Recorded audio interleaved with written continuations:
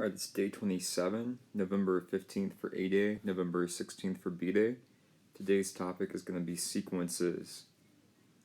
Let's look right here at this series of numbers that we have. 1, 5, 9, 13, 17, 21, 25, and then these three dots right there indicate that that pattern goes on forever. What is the pattern? Looks like we are adding 4 each time.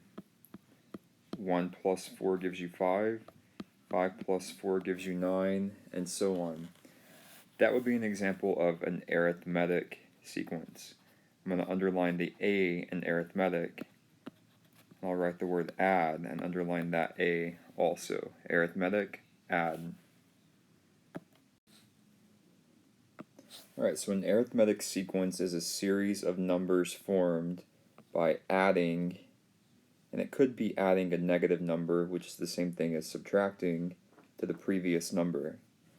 So remember, arithmetic, add.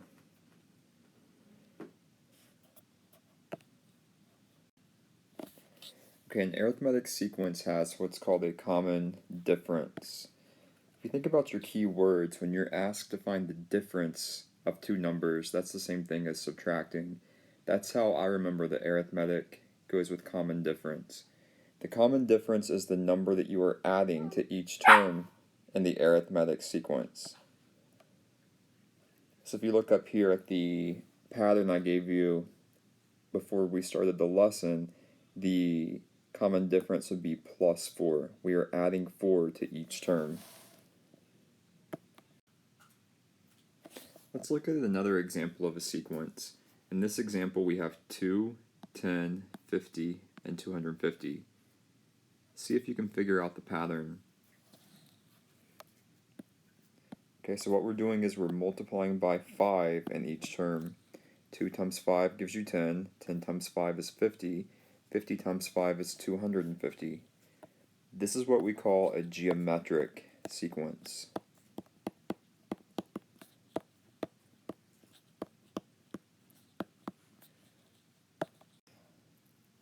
So a geometric sequence is a series of numbers that's formed by multiplying, that could be a fraction, the same number to the previous number. With geometric sequences, we have what's called a common ratio. So if we look back at the example up top, when we multiply by 5 each time, the common ratio would be 5. So the common ratio is the number that's multiplied to each term in the geometric sequence. I remember this one because the word ratio tells us to divide, and that's the opposite of multiplying.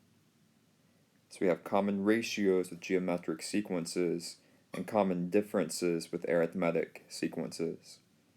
In the next video, we're going to look at some examples.